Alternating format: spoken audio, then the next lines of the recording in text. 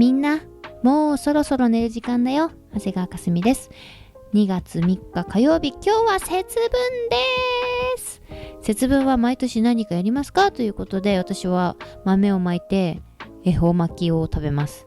豆巻きはたまにできない時あるんですけど、撮影とかで。でも恵方巻きは去年撮影だったのかな、2月3日なんですけど、お昼に買ってきてくれて、恵方巻きをそれをみんなで無言で方角見ながら食べるっていうのをやりましたあっちだよねあっちだよねとか言いながら、最初でもなんか先に食べ終わった人喋りかけようとするけど、ちょっと待ってみたいな、話しちゃダメなんですよ、食べきるまで。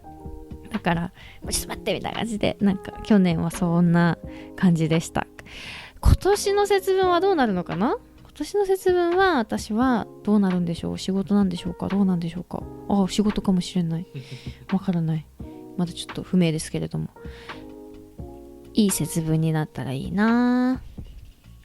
はい、というわけで今週は私が選んだ深川さんのフォレストヒーリングでお別れです。